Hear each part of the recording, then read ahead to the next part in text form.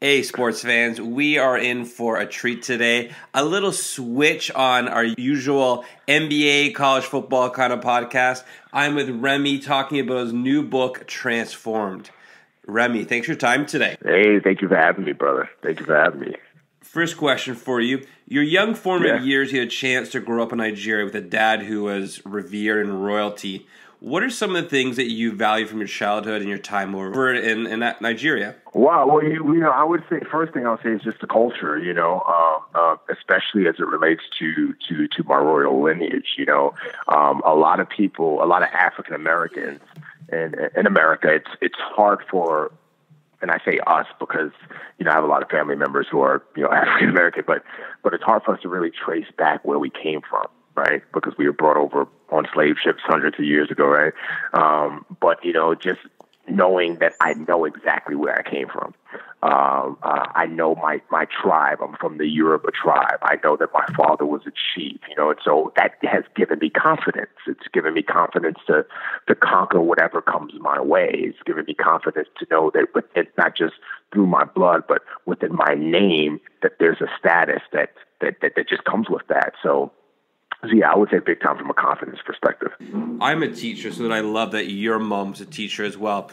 I'm assuming you probably hated as a kid doing those New York Times reports on articles and stuff. But yeah, I did. Looking back now on that childhood and your mom being a teacher and some of those values of education that she instilled, what do you really appreciate from your mom being a teacher and how she places that emphasis on education? Yeah, wow. I wouldn't be a writer if it wasn't for her. I appreciate the fact that she gave me a future. I appreciate the fact that she instilled in me that knowledge is power. Because that has made me who I am today. I wrote my own book. I didn't use a ghostwriter. I write films now. I'm actually going to go on the Today Show tomorrow, and on Monday, and I was given a lot of questions to answer in written form. So, I appreciate the fact that my mom was looking way into the future. She wasn't just looking at the here and now. She was looking at my potential and what I could become, and she wasn't going to let me, she wouldn't accept just the standard, right? So yeah, that's why I appreciate that. So being a teacher, obviously, I respect you as a writer, and I loved reading the book. I'm curious, though. I feel that one of the main target demographics, I guess, would be high school kids or young adults. Was there any thought put into making this a podcast series, and or is there going to be an audiobook version? Just because as much as a teacher I love kids reading, I feel it's almost a lost art form. So to target that demographic, is there plans for that group of readers or just young people, I guess? Well, it's interesting you brought up the podcast idea. I've never thought about,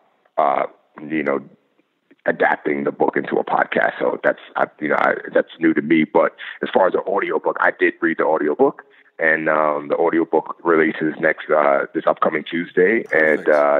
And so, yes, there will be whoever picks up the audiobook, they're going to have me in their ears for, I think it's like 11 hours because it's a big, long book.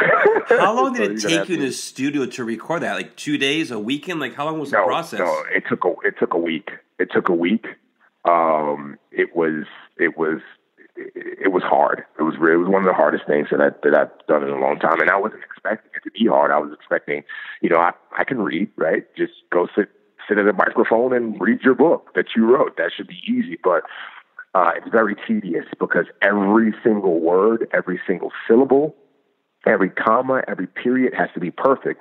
And you read my book, so there's a lot of characters in the book. There's my mom, there's Navy SEAL instructors, there's, girlfriends, there's all these different people. There's a recruiter, there's all these different people. And you have to you can't read their voice in your normal tone, because then it's going to just read like it's just not going to read well. So that's where it becomes even more tedious, because you'll be reading a long narrative and then you'll get to dialogue, and you almost forget that you got the dialogue, so you're still reading the dialogue like the narrative, and then you got to come back and do the whole line all over again. So it was rough, man. It was rough. I mean, I want to say at the end of the first or second day, my voice was shot. It was shot. I was in pain from reading for 8 hours a day, and then after that week, I had to come back. I think I came back about 3-4 weeks later to do pickups, but the pickups were easy. That was just like an hour. And it was just punching in words, but it's very tedious. You almost make you want to just shut down for a couple of days and not talk to anyone, right? Yeah, well, no. I don't want to sit down, and I don't want to talk to anybody, because that was another painful piece to it. Is you have to sit in the same position for hours. Hold on. Why are we in the same position for hours? Because you have to stay a certain distance away from the microphone. If I'm up close to the microphone and I'm recording, and then I back up and I'm recording, I'm reading a book, it's the levels are different.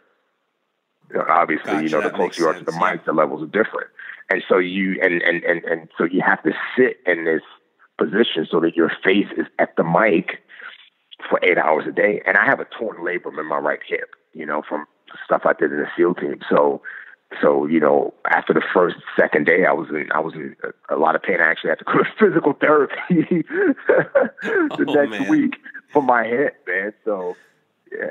All right. So in the book, you talk about selling drugs after high school, running a cell phone scam, racing cars after selling seats at clubs, arguing with cops at McDonald's, $800 from an aunt to pay your court fines. How many angels do you got at your shoulder looking out for you, man? I know, man. I know, and it's funny you bring that up because, after I finished writing it, when I wrote the book, I didn't write it with the intention to highlight people who've come into my life. The book is not a book about second chances. The book it's a journey story, right? But as I got, I would say, halfway through the book, I was just like, wow, like, I had heroes. I would not be where I'm at today if certain people didn't come into my life, and so I kind of call them the heroes of Transformed, because, without Tiana, my recruiter, without my Aunt Doki, without my mom, without my HM2 Brown, without, the list goes on and on and on and on, where would I be today? And that even continued on, because how I got the book deal with HarperCollins was through Kathy Lee Gifford. She told me one day, she said, Remi, your story is super inspirational. You need to write a book. I told her, no, I don't want to do that.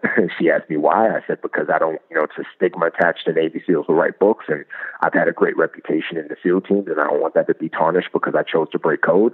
And she looked me in the eye and said, you know what, Remi, I know your heart, and I know that your heart wouldn't be to write a book to beat your chest and say, hey, look at me, I was a Navy SEAL. I know that your heart would be to write a book to inspire people. So you need to write a book. And then she literally walked me to the publisher and told him, you need to sign this guy to a book deal right now. And that's how this story has been put in book form. So, throughout my life, I've had these people that's just, I believe in God, and I believe in faith, that I actually believe that God is placed in my life to get me the way he knows he has to be to be. I love that answer because it leads to my next question perfectly. Yeah. Now, you're very honest in this book, and as a reader, I really appreciated that. I've got to know you and your story better. Mm-hmm. At the back of my mind, though, I couldn't help but think that honesty, could that hurt Tiana Reyes or you by just sharing your background? Like, could there be legal problems for you? Could Reyes incur some problems for guiding you through that process so clearly? Yeah, well, fantastic question, one. Two, as far as it relates to Tiana, she died 4 years after she stuck me into the Navy. Oh, and that's a really, really sad part of the story. I didn't find out until I finished writing the book. My mom was the first person to read the book, and after she read the book, my mom was in New York, but she was in California, visiting me, and she read the book, and after she read it, she came to me and she said, Remi, this book is amazing. She said, you know what's going to happen one day? You're going to be at a book signing, and Tiana's going to come up to you and say, hey, do you remember me?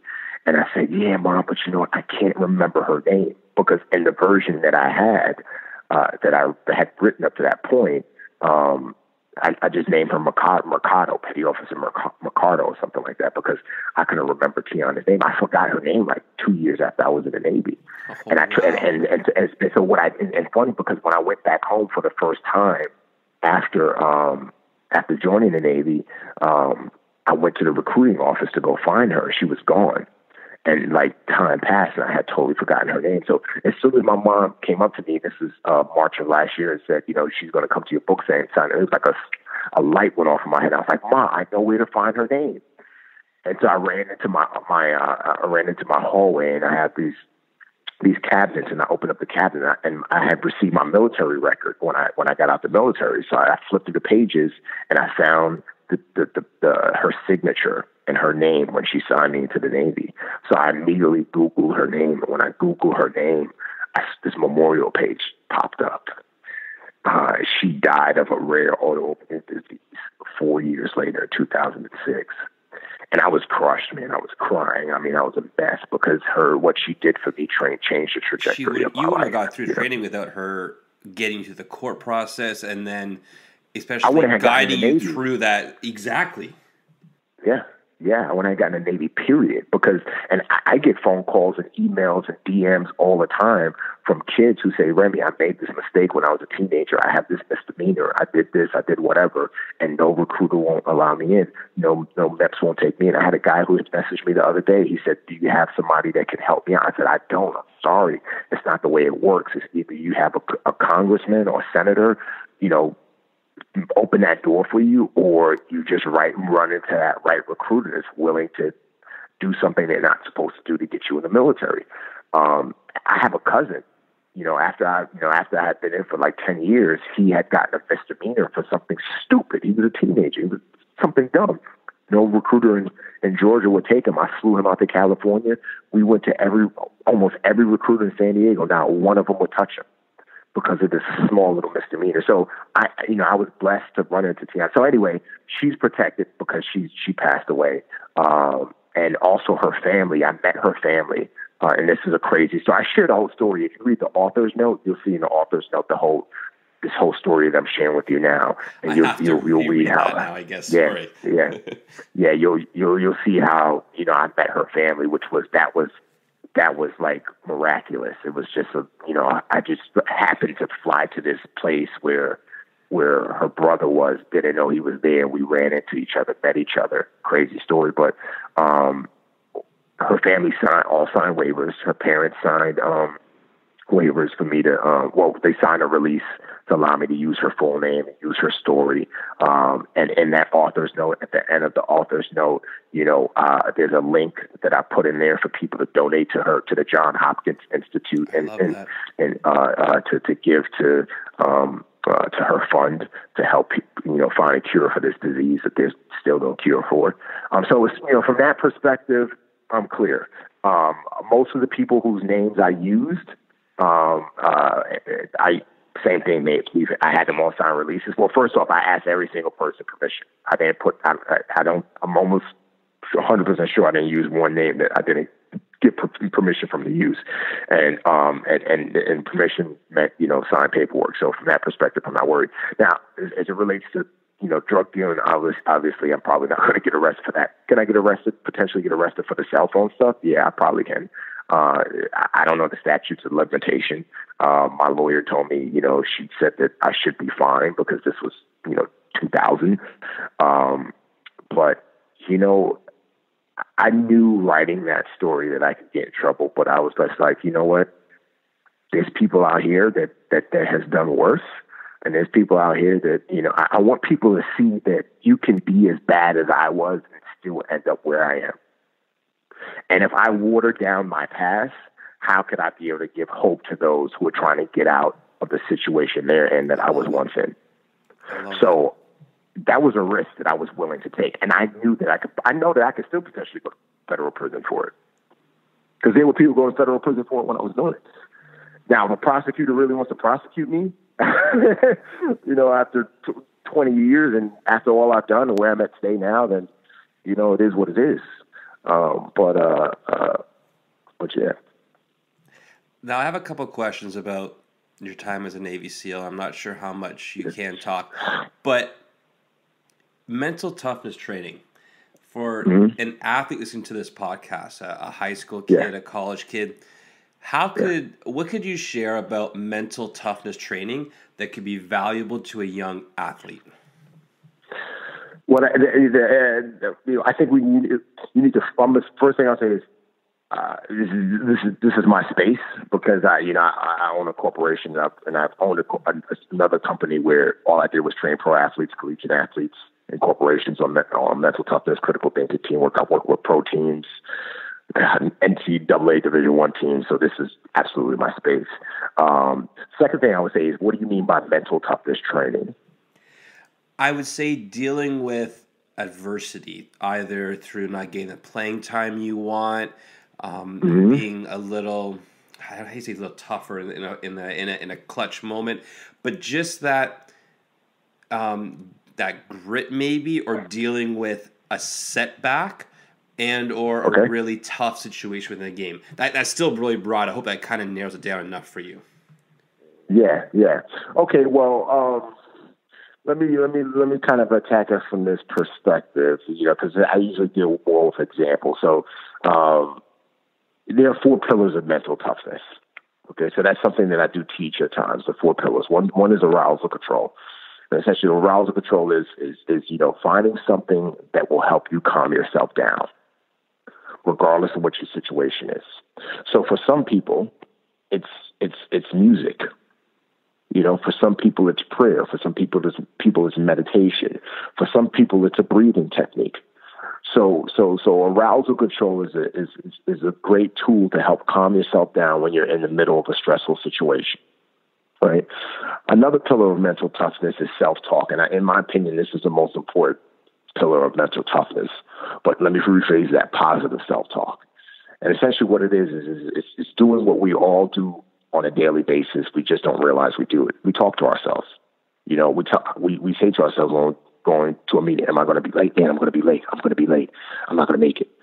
I'm not going to make it. Oh, what does this person think about me? Oh, I'm going to fail this test." Positive self-talk can change the trajectory of a person's life. And that's something that I had to do on a daily basis when I was in field training, especially when guys were quitting. I had to tell myself, "Remi, you can make it. Remi, I know this sucks, but you will get through. Remi, one more step. Look, another guy quit, but you're still here." So that positive self-talk is very important for athletes. The third pillar of mental toughness is goal setting. We have a saying in the SEAL teams: eat the elephant one bite at a time. We ask the question, how do you eat an elephant? And the answer is, you eat an elephant one bite at a time.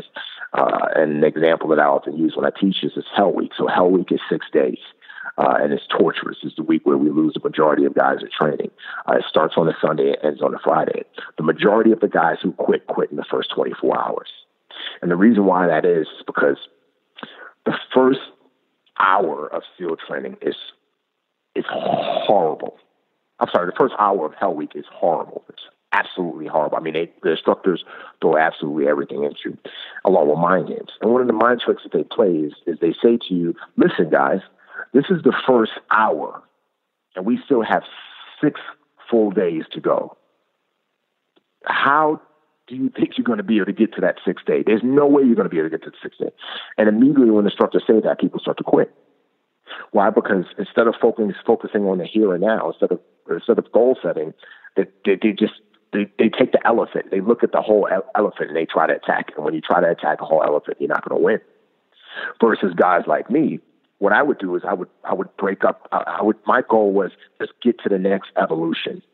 So if I'm getting surf tortured, if I'm lying in freezing cold water, my goal is to get to whatever comes next. And if whatever comes next is log PT, then my goal is to get to boats on heads. And if after boats on heads, the next goal is a meal, then my goal is to get there. I'm eating the elephant one bite at a time. And as I reach each goal, then my motivation increases because I've conquered something.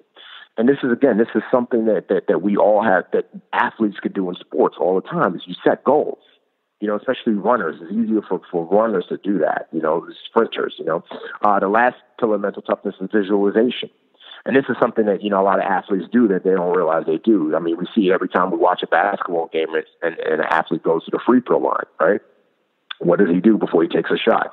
He, sometimes he imitates making the shot. He breathes. He looks at the net, and he goes through these visual techniques. Because what he's doing is he's tricking his mind into believing that it's already done. So then when he does it, it seems easier to do. So those are the 4 pillars of mental toughness that I often teach. That that every athlete can take, and obviously I could spend 20 minutes on each one of them. I know we don't have the time, but those are the 4 things that I would encourage students to do. But then also, what I like to do is when I train athletic organizations, I don't have a cookie cutter system where I go in and I say to them, okay, here's what I'm teaching today: mental toughness at 3:00, and then at 4:00 we'll go into teamwork. I don't do that. What I do is I have a coach. I have meetings with the coach, and I ask the coach, what is your team dealing with? What is it? Where can your team improve? And then I go to the players and I ask them the same questions, a series of questions. And based off of those questions, then I formulate a program around that so that I can properly and strategically attack whatever the athletic organization is dealing with. All right, I will get you out on this one final question. You mentioned that you wrote this book with the goal of impacting people and kids. Now, it's in pre-order phase right now.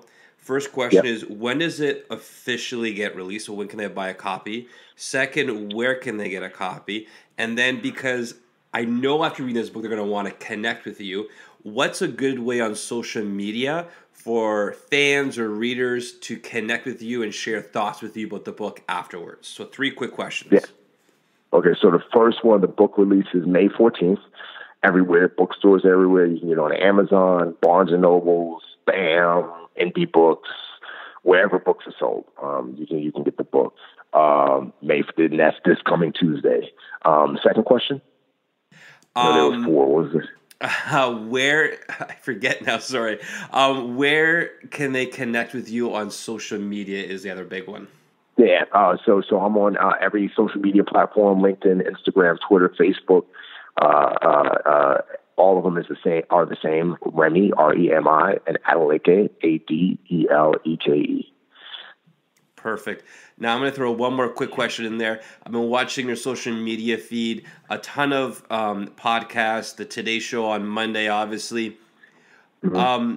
I also saw that your hand was almost falling off from all these signature copies. Where are some places that you signed copies of this book? So if you guys want a signed copy, where can they get a signed copy of the book? Wow. Well, I had this signed book program that I was doing, but that kind of went away, and we were sending that out all over actually not just in the country, but in other parts of the world as well. People were signing up for the signed book program that I was doing through SpeakerBox. So that's kind of gone. But if you live in Southern California and anywhere between San Diego and LA, and you walk into a bookstore, chances are you will see a signed book. I love it. I'm going to try and hit the East Coast. I'm hitting the East Coast next week, and I'm going to try and hit up some Barnes & Nobles out there and sign some books there. And then my press tour is taking me all across the country, so wherever I go, I'm going to do the same, and maybe I'll get a chance to come up to Canada and hit a bookstore up there. That. Now, Thanks for your time today. I had a blast chatting with you about the book. I had a blast reading it. I hope you have a blast with the Today Show and this whole process of the actual release on May the 15th and everything leading up to it and everything afterwards. Thank you so much. It's been very stressful, but we're almost there.